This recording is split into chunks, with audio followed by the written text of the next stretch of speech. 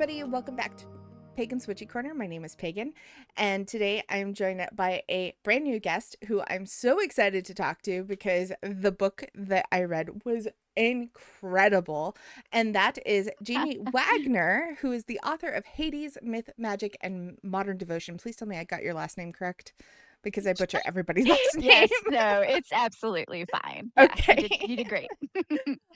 But the book was absolutely fantastic. It's funny because I get a lot of books with Llewellyn and all that, and so they usually will be like, "Hey, do you want to have this author come on and all that? Would you like a copy of the book?" And I'm like, "Yeah, absolutely."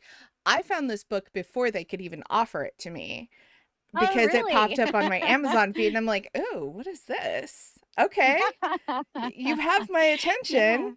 And then I saw Well, the forewords yeah. by Morpheus Ravana, and I was Yes. like, okay, yeah, you have take my money. Just take my money right now.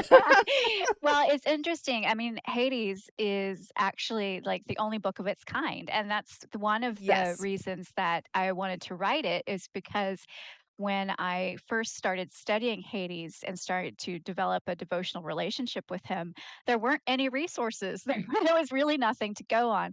And so it took a lot of time and research. And I really wanted to put something out there for others who might be seeking the same type of information as I was.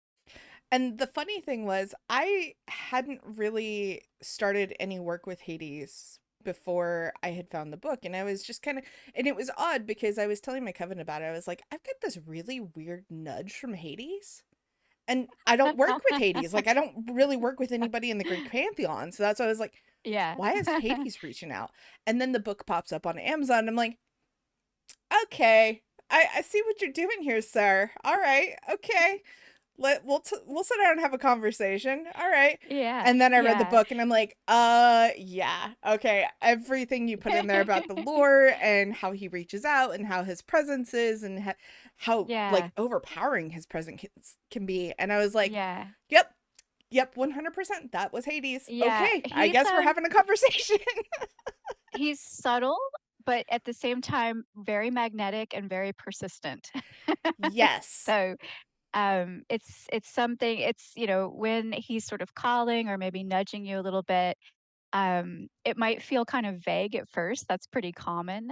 I think over millennia, he's probably developed some discernment in just how intense his presence can be. So he doesn't try to overwhelm people at first. Yes, that is very accurate to kind of how he came through originally because it was kind of just like this little gentle nudge. And I'm like, I don't Yeah. understand what's going on here. We don't work together. Why are you nudging me? And then when I finally did reach out and go into trance and have that nice conversation with him, I was like, whoa, wow, you've got some energy, man. Wow. I don't know. Whew. Can you turn that down like Yeah. by five? Just a little?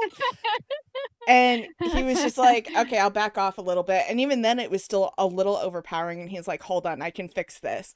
And at that point, it was right at the cusp between spring and winter. And Yeah. so he brought Persephone in, and Persephone was still part of that. And she helped tone some of his energy down. So it was easier to communicate with him. And I'm Mm. like, oh, okay. I see why y'all come as a match set now. I get it. That's wonderful. I'm glad that you got to speak with him. He's such an interesting deity to communicate with, and I love how you took like the conversations with him and retelling of his Mhm. myths and put them into the book and kind of modernized them a little bit. Obviously, you still kept a lot of the traditional lore with him, but there was such great um interactions with that modernization that really made him present in today's world, which I do think that he kind of is a little misrepresented in today's world because they're like, yeah, Hades, big He's a scary lot god of the dead. misrepresented. Yeah. Yes. Well, what you're talking about is the beginning of each chapter. It Yes, starts out with a yes. Hmm. narrative piece that is in Hades' own voice, so it's a first person narrative.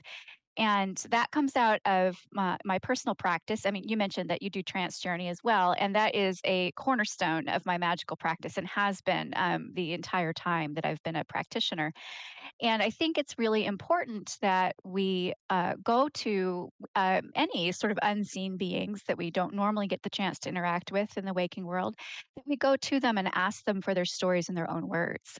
Because the primary source fragments that we have that come down over the years, of course, were captured by humans, right? With the Mm-hmm. typical human biases and hidden or overt agendas, we never know.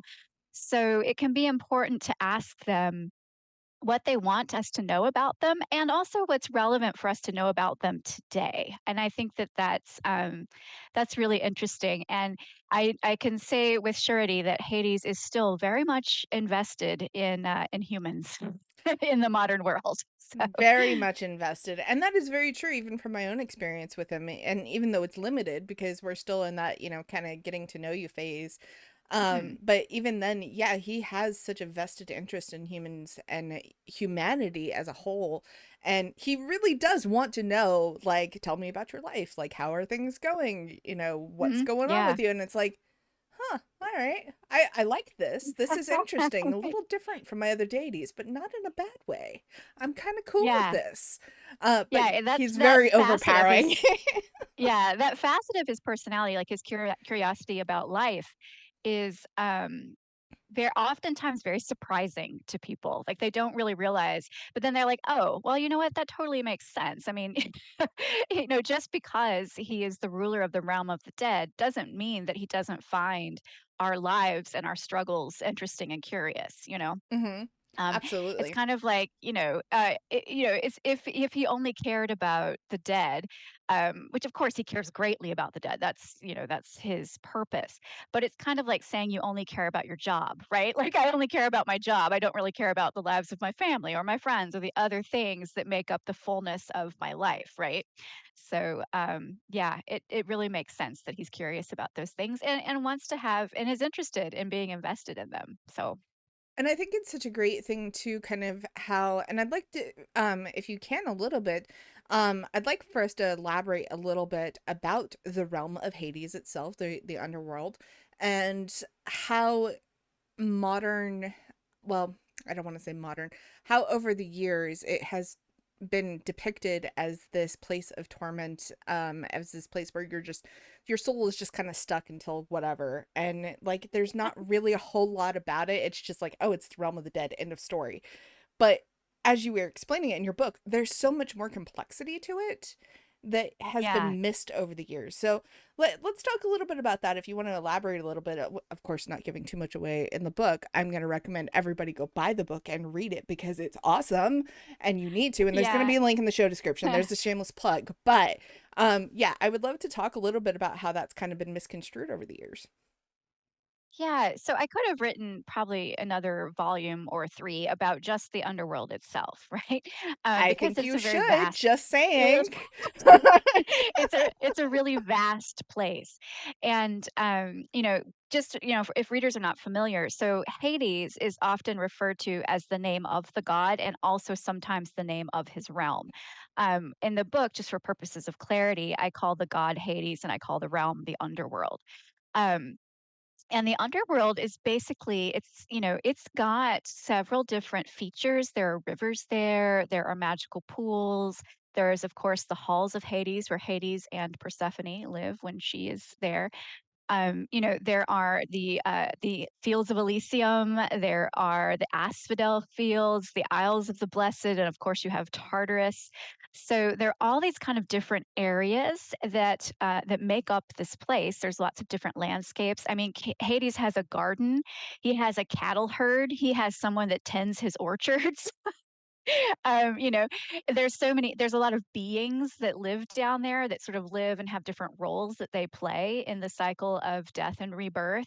So there's a lot more to it than people expect. And I think that the other thing that people don't really realize about Hades and his realm is that Hades actually, his purview extends to everything beneath the surface of the earth. So, all of the fertile soil, all of the layers of rock, all the rivers that run underground, all of the metals and precious resource deposits and crystals and minerals, all of that is part of Hades and his underworld.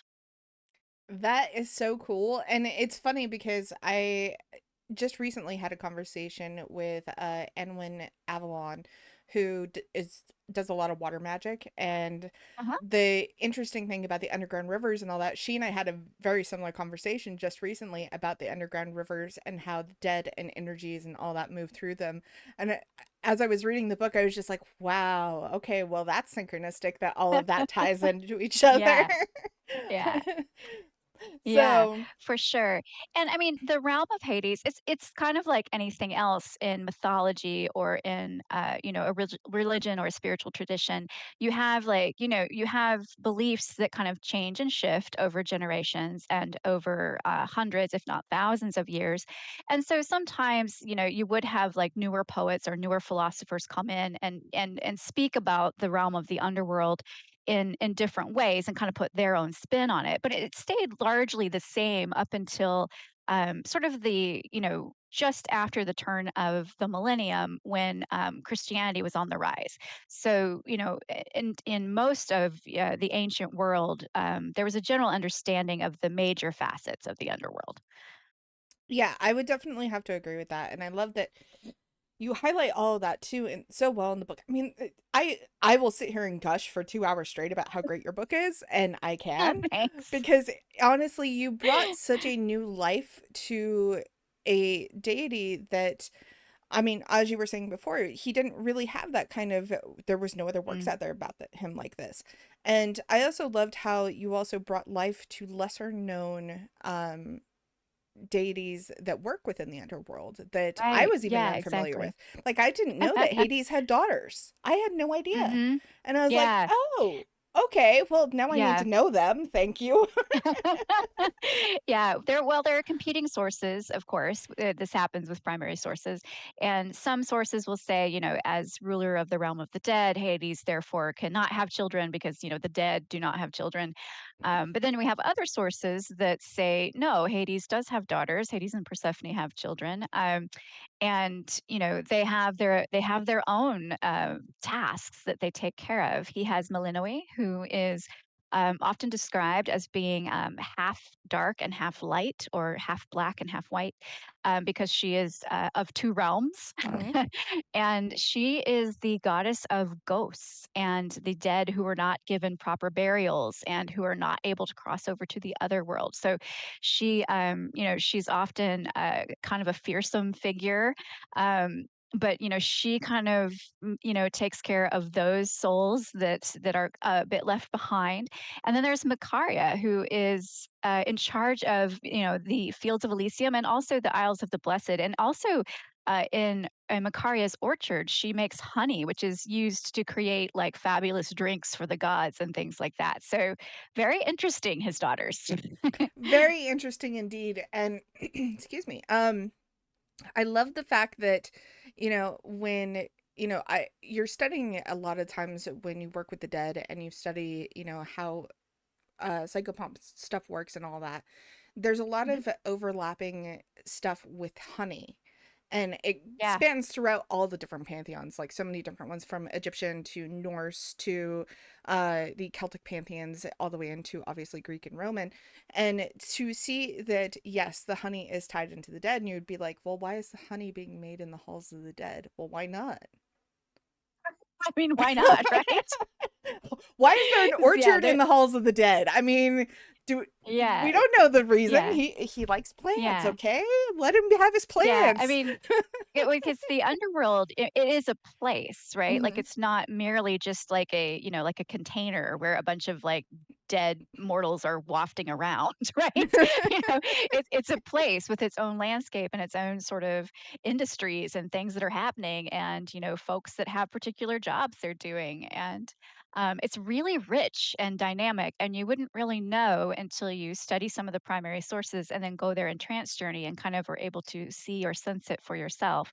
So it's really interesting. And one of the things I love about the underworld is it's kind of like sometimes I joke it's like that old sort of like what is it? Stop animation cartoon that used to come on at Christmas, the Rudolph cartoon, and you Oh have the yeah. island of misfit toys. Hmm. And they're on this little island, but they have this great little community of misunderstood toys. I kind of feel like the underworld is like that sometimes. I could see that. Yeah, I could see that. How, they like you have the obviously, deities that are not quite deities and they're not quite monsters and they're Mhm. not quite human. And Right. then you have, the ones that you would basically class as daemons. And then you have, obviously Hecate, who's a Titaness. And so you have Mhm. all of these Mhm. different beings that reside in this realm Yeah. outside of just Hades. Hades just he's the boss man, but he has all these other beings that still live there and call this place home and Mhm. also have jobs and all that within that. And I think Yeah. it's just so fascinating how over the years you really kind of as you study Greek mythology, of course, because we've all had to study it in school, it's like, yeah, there's the underworld, and then that's just the end of the story. And then you start reading about it and you're like, oh, well, this place is really rich and diverse and interesting. It is. Okay. It I is. like Yeah. it. Yeah, and when you study it in school, you mostly, I mean, you might study a little bit about the different generations of gods in Greek mythology. I mean, you have the Titans who are overthrown by the Olympian generation, Mm-hmm. and Hades is part of the Olympian generation, although he is not considered an Olympus himself. Although he is a son of Kronos, and his brothers and sisters are Olympians, but he's not considered one himself because he doesn't live on Mount Olympus. So Right. that's another, like, thing about him that people may not realize. Yeah, I would definitely say that's very true because he's kind of like the forgotten child in a lot of ways because Mhm, he's like, mhm. well, I guess I got to go to the underworld now. And I don't Yeah. like the story of how he's represented in the Disney Hercules, but I also love how he's represented because he's just like, yeah, I'm just this guy that's down here. You guys get to be up here and party all the time, and I have to go deal with the dead. Like, I love that they made him comical, but at the same time, part of me kind of wants to sit down and try and be like, how do you feel about that? Did you enjoy it? Have you seen it? Have you watched it? Do you want to Yeah, watch it?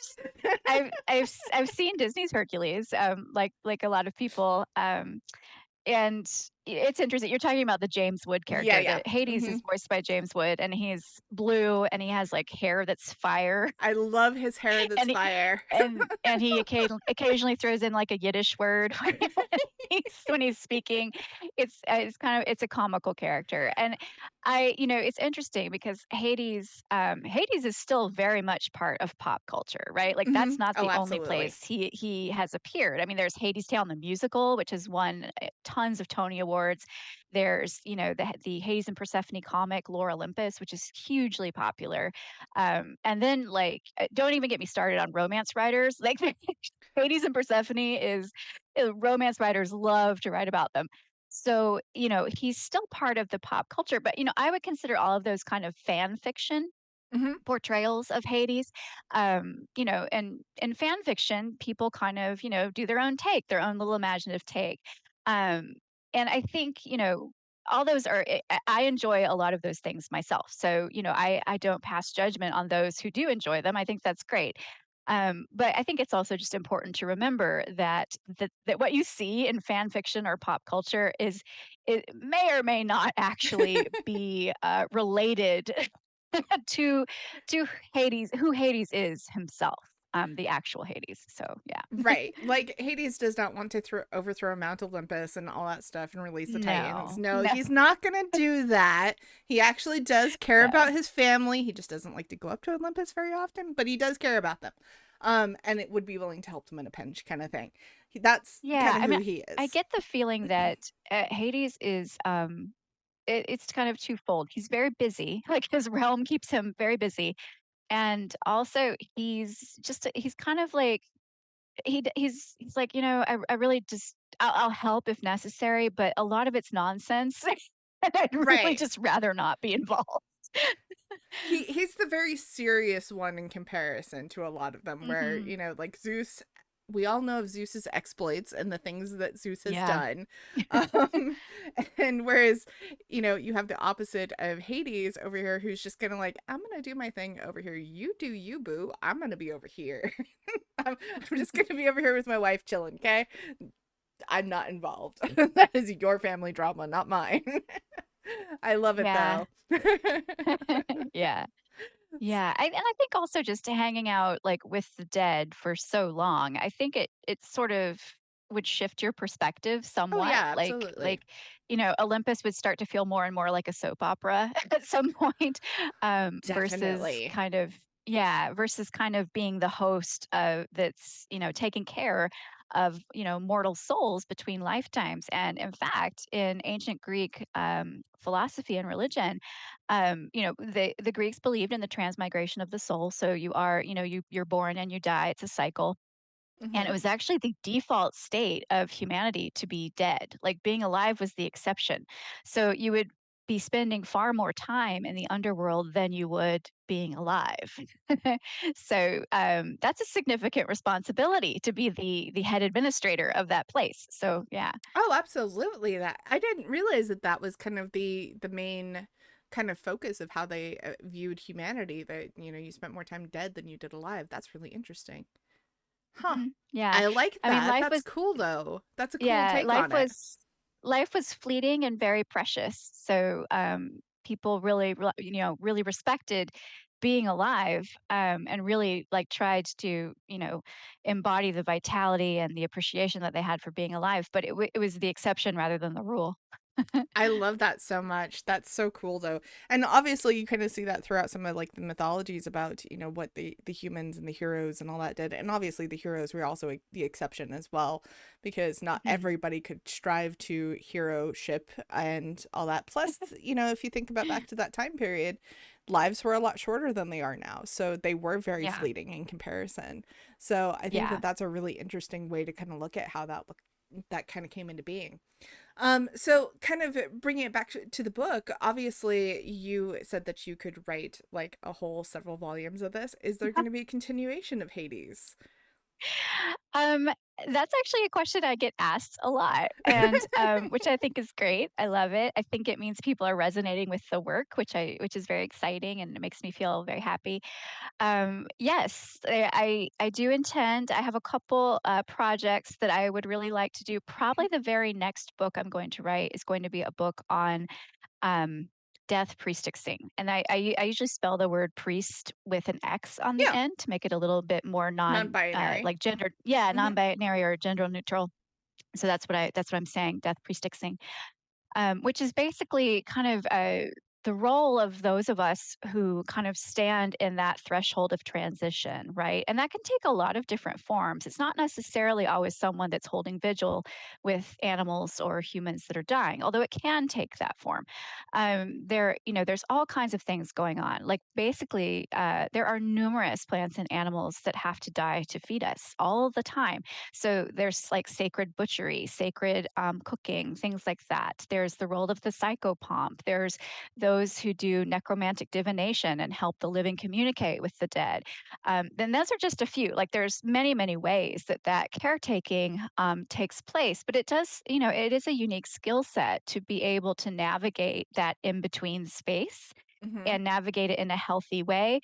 But I think it's a role that's really needed in our society, especially in our Western society. We're very death avoidant, Yes. and we spend a lot of time trying to not think or talk about death related issues. So that's actually a book I've been asked to write next by my publisher. So I'm excited to write that. And I'd also like to. I feel like Hades itself has a lot of depth. The book that it was just Hmm. released, Yes. especially about building a relationship with Hades. But I feel like I also want to do an additional book that would be more like a sort of like an even deeper dive that is more of an intermediate to advanced piece that's almost like an underworld like grimoire or like book of shadows, like how to go deeper with the magic of the underworld. So I'm looking forward to doing that as well. 10 out of 10. Yes, absolutely. Take my money right now. um, I love the Death Priestess book, especially because I am Yeah. a Death Priestess. So I Yeah. Yeah. absolutely understand what you're saying, and especially that there are so many different roles when it comes to death, especially, living in the Western culture, we don't like to talk about death. We try to actually avoid Mhm. it at all possible Mhm. costs. And death is very quickly forgotten in a lot of ways because it's too much for us to handle, and because we're Yeah. not taught properly how to do that. Yeah, So, we're not really given coping mechanisms or no, strategies no. around it, and when it does occur, we're the grieving process, like our bodies can't really cope with the pace of change that we're asked to to accommodate, because if you're a person who's working like a corporate type job or something like that, you may have like if it's someone very important like a spouse or a parent, you may get a week off of work. That's just not No. your body is just not able to cope with that. We force ourselves to cope with it, and I think it just adds to sort of our collective avoidance and just general sense of discomfort surrounding death. So, we're not given a lot of skills, and so I think death priestesses can really help with that. Like those of us Yes. who are skilled and who are comfortable in working with those types of energies, we can help others. And this is especially important right now. I mean, obviously we have ongoing pandemics, we have several regional wars around the world, we have major cultural shifts occurring. We have climate chaos. We have all kinds of things that are happening that are giant existential transitions. Hmm. And I think that that's also one of the reasons why Hades, who for, millennia is been relatively unseen, has chosen to reveal more about himself at this point in time. I would agree with that statement, and I would say also as a somebody who works within the realms of death, that it's not so much that it should be feared per se. I know that a lot of new witches out there are like, oh wow, you work with death, that's really scary. In the beginning, yeah, it can be, because again, we're not taught how to deal with it. But working with Mhm. deities like Anubis, Hades, the Morgan, even deities as far as Loki, and which a Uh-huh, lot of people are yeah. like, oh, Loki's doesn't work as it did. You'd be surprised, he actually does. He does do some Yeah. interesting work with that, and going as far as like Hermes and Horus and all these other deities that would work Mhm. within that, and of course the list just goes on and on and on. But Right, once you right. get into that and you're seeing all these different deities coming forward and really kind of making their presence well known, and especially now, it's like, Mhm. oh, okay, we have to start transitioning people to be more comfortable with this. And it's Yeah. really a fascinating thing to be a part of, to see that yes, death is an everyday part of our world. But I loved in your book how you kind of talked about how there's a movement that's been happening for a little bit of how we need to be more accepting and understanding of how death works and the grieving process works, and allowing Mm. ourselves to work through that instead of basically giving ourselves more trauma by trying to just suppress Yeah. it. Yeah. I feel like comfort should be the eventual goal, and maybe the short-term goal is maybe just less harm and trauma, Mm-hmm. Yes, less you harm know, and trauma. like less harm and trauma, and then ultimately comfort would be great, but we'll take baby steps, right? Baby steps, as one of my coven sisters says, baby steps to the elevator. So Yeah. Yeah, totally. it's a really great kind of concept to do that. And I think that it's also really important for us to start, as we're seeing these deities come forward, especially like Hades, understanding that death is not as scary as we think it should be, Mhm. and Yeah. really kind of starting to Yeah. look at it and go, yeah, it's a terrible thing. We don't want anybody to die. We don't want anybody to die even in a, natural way. We would love to have our loved ones be with us forever, but Right, that's not the right. reality of the human experience. And so Mhm. understanding that is such a really great concept for us to kind of start to move forward into, I think, a new generation of acceptance and understanding Yeah. of And humanity. I also think, it's good to recognize that it's natural to be afraid of death, to be afraid Yes. of something we don't understand, to be afraid of something that's a big shift, and to want to avoid that or to want to try to change it if at all possible. And those feelings are completely valid, Oh, and yes. you should definitely feel those feelings if you have them. And then see what's next once you kind of work through that. What's on the other side of that? Like maybe just have a little curiosity about it. Hmm. I agree with that statement very much. So, that kind of being said, so you have these two great projects in there. You also have I believe you said an anthology project, something about the divine Yeah. feminine. So, Let's talk about that a yeah, little bit. I've been cool. Yeah. So I've been a writer my entire life. It's been a big part of my previous career. Now I'm a full time writer and teacher. Um, and I've done a lot of anthology projects over the years. One cool one that I really want to put some emphasis on, because this is a great project. And if you haven't heard of it, it's called The Feminine Macabre. And it's a journal of a woman's journal of all things paranormal. And it's for women who are writers who identify as women or non-binary gender diverse people contribute to this journal. And I believe it is in volume 5 or 6 now. But it's curated by a woman named Amanda Woomer, and it is a fantastic production. And I have a piece in the journal as well. So if you've never heard of the Feminine Macabre, go check that out. I would love. It's a really cool project. So I just want to give Amanda a shout out there. And also she was an early reviewer of Hades, and I really appreciate her doing that for me. Yeah, so that's the anthology that of the moment that I wanted to mention. So, yeah, my I other love that. projects, yeah, it's really cool. So if you're into like the spooky or the paranormal, like check it out. So and it's kind of a good combo of a lot of different things. Like there's things about tarot, there's things about hauntings, there's like history of like women who are paranormal investigators. I contributed an article on scrying, like how to scry in a mirror or in a fire or into water. So there's all kinds of things. It's a diverse spectrum of material that goes into that. And really, the other project that I'm working on right now, besides writing, is The Way of the Weaver, which is my teaching collaboration with my Hmm. friend Murphy. And we don't have any writing projects on the table right now, but we do have a podcast.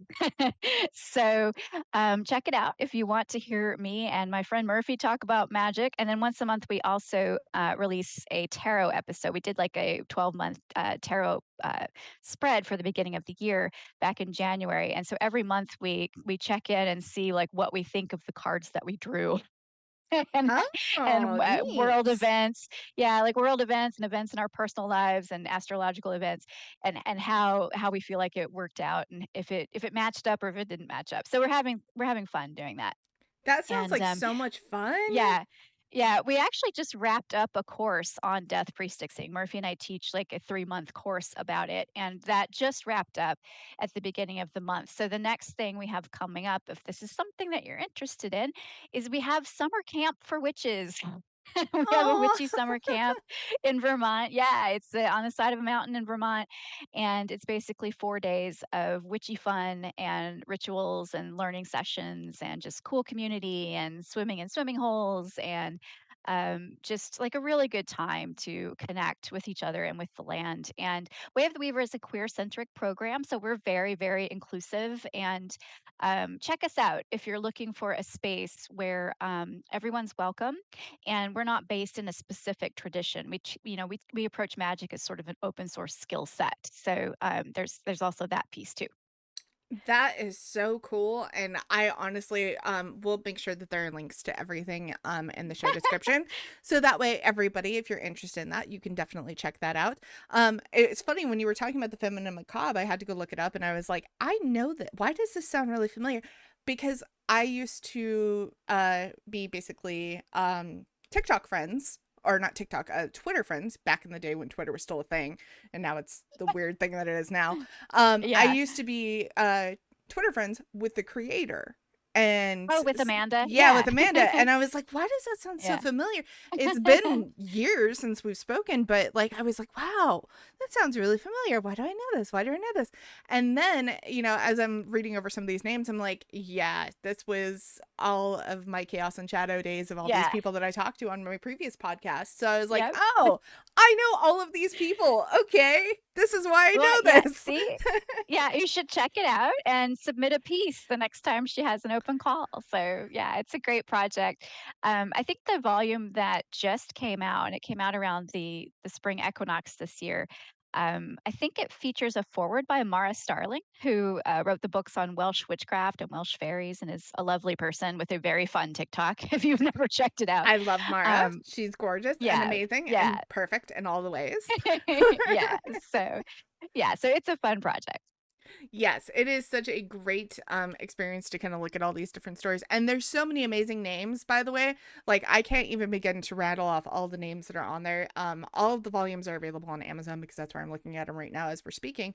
But yes, the most recent one is with the foreword by Mara Starling, who wrote the book Welsh Witchcraft, and I believe also has a brand new book coming out, also in terms of Welsh. It's Welsh fairies, yeah. Welsh fairies. I was like, is it folklore? No, I couldn't remember the title off the top of my head. Yeah. But yes, Mara has a new book that's also coming out that's really great. It's on my to read list. So, yeah, really great stuff. Definitely check those out, especially if you enjoy the strange and unusual stories, because that's what it's got in there. It's got theories on witchcraft, hauntings, folklore, dark history, tarot, cryptids, and more. So make sure you check all that really great stuff out because there's just so many volumes and so many great names. Obviously, Jamie is one of them. So make Yeah. sure you check that out. Aw, thanks. Thanks. Yeah, so that's kind of what's going on right now. So, lots more about Hades to come, lots more about Death Priestess thing to come. And I think the other thing, well, I have two events coming up this Okay, summer. I'm that going was to going to be be my next at question. Mystic. Oh, okay, good. I'm going to be at Mystic South, which is a big pagan magical metaphysical conference that's held in Atlanta, Georgia, that Hmm. happens in late July. I'll be giving a workshop about Hades, in which we do a trance journey to the underworld. And I'm also partnering with another oracular priestess friend of mine. And we're doing an oracular ritual where she is going to be channeling Hecate and I will be channeling Hades. So if you'd like to meet Hades Ooh. in person, come to Mystic South. That would be really fun. And then I just found out last night, which I'm really excited about this. I am going to be on site at Dragon Con in Atlanta, Georgia, as a professional expert in the occult. Wow, that is awesome. So I'm going to be a professional weirdo at Dragon Con, and I'm very excited about that. And that's a huge event. It always takes place over Labor Day weekend. So that's what I know for sure is coming up. Yes, Dragon Con is a massively huge event and it encompasses everything from fandoms to authors to anything you could possibly think of. Hmm. Dragon Con's going to have it. You're going to also have some really great people who cosplay, especially if you Oh are yeah. a follower of mine on TikTok, you know that I do cosplay as well. So, Oh, you yeah, do? I Oh, do. yay. Will you be at Dragon Con? No, so unfortunately, my immune system doesn't allow me to interact with the public very Ah, okay. well. So, Okay, okay. yeah, I would love to, but it's one of those things of risk getting very, very ill or socialize. Ah, I So I see, I do see. everything Well, online. I will have to give you field reports Okay, from I will Dragon Con. definitely expect that, and I will also be like, "Hey, you should check out this list of like 200 cosplayers that I know," and be like, "Hey, go tell them that Pagan said Okay, hi." I'll look for them. It'll be like cosplay bingo. Yes. Well, I mean, honestly, they'll probably be hard to tell apart because most of them are Call of Duty cosplayers. So, Oh, that's fine. I mean, I'm up for adventures. I'm looking forward to it. I've never actually attended the entire con itself, but I lived in Atlanta for a number of years, and when Dragon Con invades town, it's pretty hard to avoid. oh yeah, and there absolutely. and there are a lot of things that you can go to that you're free, and you don't actually have to be part of the con to go. And like one of them is the big parade that they have in downtown Atlanta, which is just fabulous. So it's an Yes. event that I have hovered around for many years, and I'm very excited to attend. I'm excited for you. That is so awesome. I think you're probably the first guest that's come on my show that's been like, "Yeah, I'm going to Dragon Con as a professional weirdo." And I'm like, "Holy crap, that's cool." So I'm so excited Yep, for you. yep. Yeah, my wonderful husband, I was telling him when I got the email last night, we were in the kitchen talking, and I'm like, "Ah, I'm a professional expert." And he's like, "A professional expert in what?" I'm like, "Well, I guess it's, the occult probably, but professional weirdo." Just get with professional weirdo. Yeah. I love that so much. That's so cool. So where can people find you on social media and connect with you? Okay, so my website is jamiewaggoner.com. There's info there on how to buy the publications that I have. You can listen to episodes of the Way of the Weaver podcast that I mentioned. Also, if you sign up for my newsletter, you'll always get like all my events and any other little things that I pass along because sometimes I pass along little goodies like little spells and rituals and things. And I don't send newsletters that often, it's about once a month. So join me there if you want to keep up with what I'm doing. I'm also on Instagram and Facebook and YouTube, and all of those are at JM Waggoner. Okay. I will make sure that all that's included in the show description. Obviously, the book link is going to be there. And I will also try to link at least one of the Feminine Macabres because I believe there's 6 of them out now. There's a Yeah, lot. I highly suggest that if you're yeah, interested in them, go just Google it. You'll find it. I promise. yeah. You'll There's so find much it. great Yeah, stuff. And yeah. I'm so excited for your events too. Like, that is so Oh, cool. thanks. Yeah, I'm excited to bring Hades in person to Mystic South. So that's going to be a really powerful ritual. Which, if you don't mind me asking, and you don't have to say this on air if you don't want to, that's totally fine. Who's the other, oracular, uh, witch that you're working with So for? it's Amanda Haker. Okay, Yeah, Amanda is I don't know that you would call Amanda from any publications. Amanda does write, but I'm not she writes fiction. Um, you might those who are in the SCA might know Amanda. Amanda's very active in the Society for the Creative Anachronism. But I actually met Amanda at Mystic South and just got into a really deep conversation with her about our oracular work and about channeling and kind of the different sort of it was like a techie talk about witchy stuff. love it. And we just kind of came up with this idea because she is a devotee of Hecate, and I of course am dedicated to Hades, and we were like, we should just do like an underworld ritual together, and so it just kind of came about, and the organizers are down for it, so we're going to be doing it this July. That is so cool. Wow, that is really cool. I do not know the name, but that is okay. If you're going to be at Mystic South, please make sure that you Yeah. check that out because, and if you are a follower of the show, check it out and then shoot me like an email and be like, "Hey, this was awesome," and just tell me about it because I'm going to live vicariously through my fans. That's how that's going to work. Yeah, that'd be great. That'd be great. Yeah, I would love to hear people's experiences of it because when I'm channeling Hades, like I'm not really that present. So Oh yeah, no. I'm not always able to remember or recall everything that happens. So it's very interesting when people tell me their impressions afterward. I always enjoy that. It's a really fun experience. And maybe you should come back on the show so we can talk about channeling. That would be cool.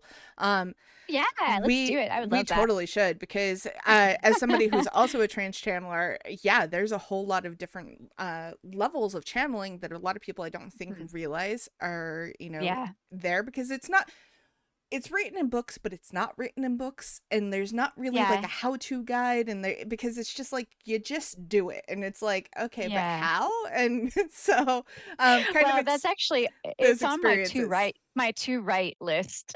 It's near the bottom of the list right now, but it's something that I really really enjoy doing. And it can be a very um it can be a very intense experience, but it's also a bit of a more adept magical skill. Yes, So if yeah, when I have written a couple more things about death in the underworld, I think I might be tackling a book about channeling next. that would be and super super cool. yeah. So yes, we will do Yeah. that. We'll plan it, and it'll be a thing. So everybody who's listening, look forward to that sometime in the Yeah. future. It might come out around Christmas because my schedule is busy, so that's Oh, okay. yeah, We're yeah. we're super busy, but we like being busy because that means that we have lots of cool stuff that's being brought to you guys. So that's a good thing. Um, Well, and there are so many great authors coming out with new books right now. I yes. am just I am thrilled for all of them, and I feel grateful and honored and humble to be among such good company. I think my list to Llewellyn, my most recent one, for like, late summer, early fall was like 15 to 18 books deep. So, yeah. Yeah, yeah. And I try to There's bring a lot of everybody on really the good show, stuff. so that's why I'm like, yeah. Well, we certainly appreciate you doing that, because it really helps to get out the word about our books, and also, I really enjoy meeting new people, through interviews and podcasts and things, so this is just fun and It delightful for me. is. It's like a dream come true. We get to live the dreams. You're talking to people on the internet. It's so amazing. And Yeah. it's, growing up as a millennial, they're like, don't talk to people on the internet. They're, going to be axe murderers. And that's what I do for my job now, which is hilarious to me. But everybody who's listening, Jamie, obviously, thank you so much for being here. This has been amazing. We're gonna have to do it again, and I can't wait for your upcoming projects and to hear about everything. It's gonna be amazing, and I look forward to all the stuff you're doing in the future. But everyone who's listened, thank you also for being here because you guys make the show possible by listening to it. You guys are all amazing. If you're new to the show, make sure you're subscribed. Make sure that you're following along and you keep up with all the updates and everything that's going on. And if you are interested in the fiction side of the podcast, I also have a fiction show that is Pagan's Reading Nook. You can check that out on my website, which is Witchy Corner Productions. All the stuff is in the show description. I never leave you guys without links. You will always be easy to find, but make sure you're taking care of yourselves. Be kind to each other, and I will see you all next time. So bye, everyone.